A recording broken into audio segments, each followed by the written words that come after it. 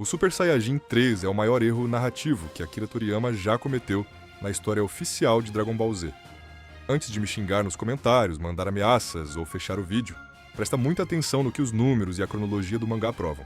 Eu concordo totalmente que o design dessa transformação é um espetáculo à parte. Se você acha que o visual dela nos dois filmes não canônicos de Dragon Ball Z, o Ataque do Dragão e o Renascimento da Fusão, é absolutamente incrível. Eu assino embaixo. Na verdade, o Super Saiyajin 3 é muito mais legal nesses dois filmes do que em qualquer outro momento de toda a franquia. Então, se esse é o motivo para você amar essa forma, ótimo, eu fico feliz por você. Mas o nosso foco absoluto aqui é a cronologia original do mangá, e por extensão, as partes estritamente canônicas do anime de Dragon Ball Z. Porque quando a gente olha para a história oficial, o Super Saiyajin 3 é um fracasso gigantesco. Eu vou te provar matematicamente e narrativamente porque essa forma destruiu a obra em 3 pontos incontestáveis. E mais importante do que isso, no final, eu vou te entregar a única solução perfeita de como o Super Saiyajin 3 deveria ter sido utilizado na história e se ainda tem como salvar essa transformação. Porque para entender o tamanho desse desastre, a gente precisa começar pelo ponto mais doloroso, a destruição completa da personalidade do nosso protagonista. O primeiro pilar dessa falha é a ruína da coerência do próprio Goku. Todo mundo sabe que na época da saga do Majin Buu, o Toriyama já estava cansado de Dragon Ball e começou a adotar uma visão muito mais cínica sobre o Goku como personagem. E isso fica gritante conforme o arco avança. Pensa comigo, o Goku começa essa saga como um cara com uma urgência real, disposto a sacrificar o seu único e precioso dia na Terra para proteger o planeta de uma ameaça desconhecida. Ele passa o tempo todo tentando garantir que o Majin Buu não seja revivido de jeito nenhum. E mesmo brincando contra os capangas mais fracos do Babidi, ele mantém uma seriedade absoluta durante todo o confronto contra o Majin Vegeta. Essa postura implacável continua até mesmo no seu tempo limitado no Templo Sagrado, logo depois de acordar daquele golpe covarde do Vegeta. A história faz questão de nos mostrar um Goku severo e extremamente rígido quando ele treina o Goten e o Trunks para a fusão. Ele não estava de brincadeira, e a narrativa faz de tudo para nos convencer disso. Só que toda essa urgência, toda essa seriedade é jogada no lixo e completamente sabotada no instante em que o Goku revela que tinha o Super Saiyajin 3 escondido o tempo todo. Afinal, essa era a forma que poderia ter impedido o renascimento do Buu desde o começo. E se você é uma daquelas pessoas que ainda defende a teoria de que usar o nível 3 daria mais energia para o Buu nascer, preste muita atenção. Você está simplesmente errado. O casulo não suga poder do ar, nem absorve a energia liberada por uma transformação. Ele absorve exclusivamente a energia proveniente do dano causado aos guerreiros que não são aliados do Babidi. A prova definitiva e irrefutável disso é que as mortes do Pui Pui e do Yakon não ajudaram em absolutamente nada na ressurreição do Buu. A energia só vem do dano que os heróis causam, e não do dano que eles recebem. É exatamente por isso que o Goku diz em alto e bom som que queria terminar a luta contra o Vegeta rapidamente, usando o seu poder total. Leu bem? Goku disse que estava lutando com poder total. É aqui que tudo desmorona. O Super Saiyajin 3 transforma o Goku, em retrospecto, em um mentiroso compulsivo e negligente. E não foi só uma mentirinha boba para o Vegeta. Ele mente na cara dura para o Piccolo, afirmando primeiro que era incapaz de derrotar o Buu, para depois rebaixar essa desculpa para uma simples incerteza de que não sabia se venceria. O Goku tenta justificar que não usou o Super Saiyajin 3 contra o Vegeta, por causa do limite de tempo da forma na Terra. Mas se ele teve tempo de sobra para fazer o Majin Buu de saco de pancadas, até o Trunks buscar o radar do dragão, ele com certeza tinha tempo mais do que suficiente para nocautear o Vegeta em um piscar de olhos. A coisa fica ainda mais insana quando, mais tarde, o Goku se gaba abertamente. Ele admite com arrogância que poderia ter aniquilado o Buu no primeiro confronto se ele quisesse, sem sequer fingir que existia alguma dúvida, como ele tinha feito com o Piccolo. Olha o contraste absurdo. Compara esse Goku arrogante com o cara desesperado do final do arco, que vai lutar contra o Kid Buu com a Terra destruída e com todas as pessoas que ele amava mortas. Esse egoísmo não faz o menor sentido quando você lembra do Goku do começo da saga, que estava muito mais preocupado com o potencial da ameaça do que com o seu único dia na Terra. Imagina se o Goku fizesse isso na saga Cell, se ele fosse forte o suficiente para vencer os Jogos de Cell, mas simplesmente escolhesse não vencer só para testar a próxima geração. Isso seria um lixo, e os fãs reclamariam ainda mais do que já reclamam da semente dos deuses entregue ao vilão. A única razão para o Goku lutar contra o Cell, primeiro era para ter certeza de que não precisaria depender do Gohan. Se ele pudesse vencer, ele teria vencido. Quando o Goku desiste contra o Cell, isso tem um peso narrativo colossal. Isso confirma pra gente que o Gohan era a única e última esperança da Terra, justamente porque nós já tínhamos visto que o poder do Goku não era suficiente. A atitude do Goku na saga Buu não é apenas um risco calculado para treinar a nova geração. É uma traição completa ao seu desenvolvimento. O que essa transformação fez com a maturidade dele é imperdoável. Mas destruir o psicológico do Goku é só a ponta do iceberg. O que eu vou te mostrar agora expõe a maior falha estrutural de todo o sistema de poder de Dragon Ball.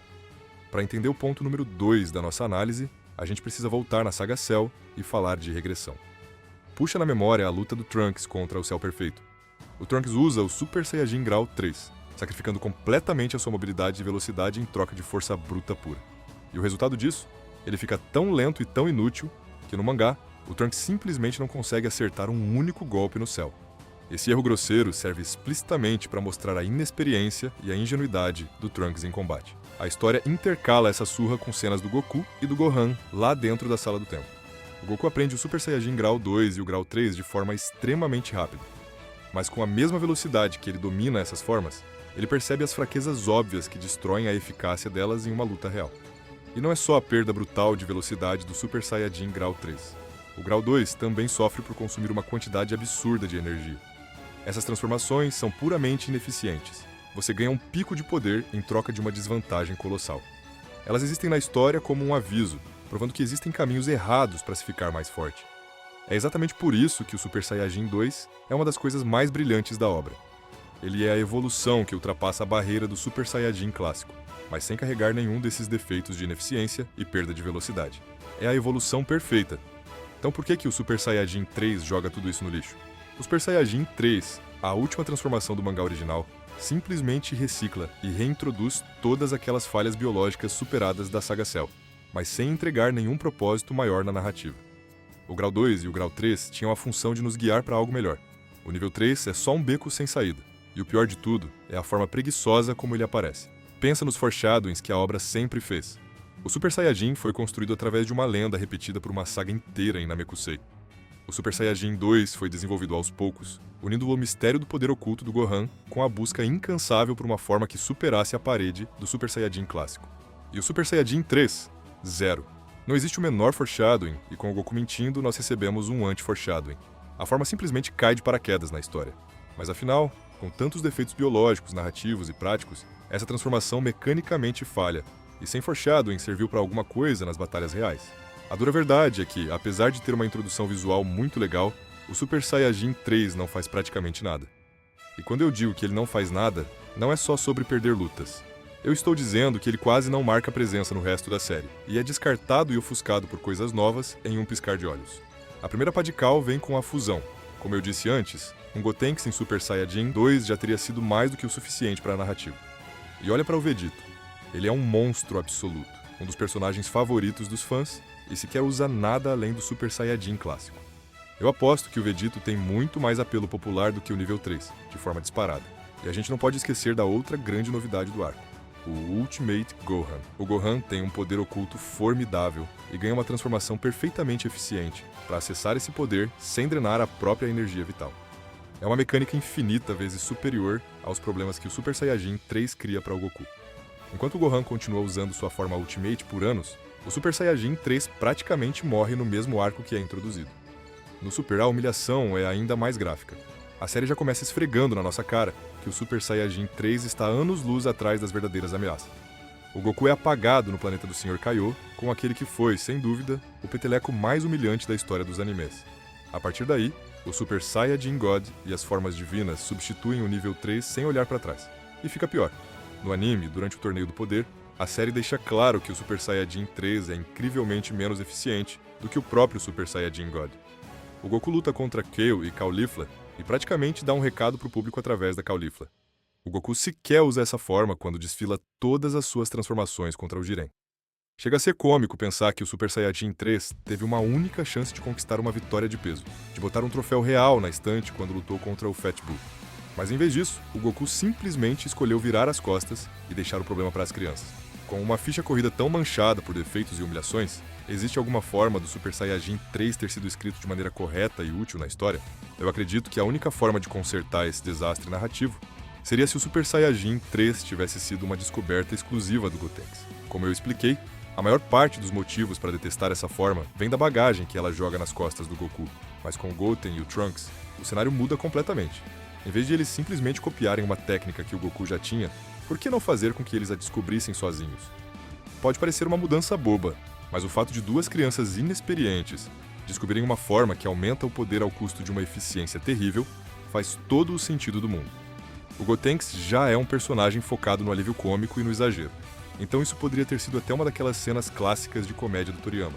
E o melhor é que a base para isso já estava pronta no mangá. Depois de uma semana de treino na Sala do Tempo, o Goten e o Trunks saem exaustos e falam sobre terem alcançado um nível além do Super Saiyajin.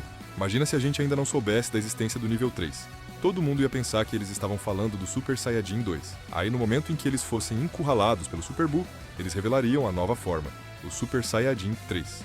E a explosão de Ki deixaria até o Piccolo apavorado, acreditando que eles finalmente poderiam vencer.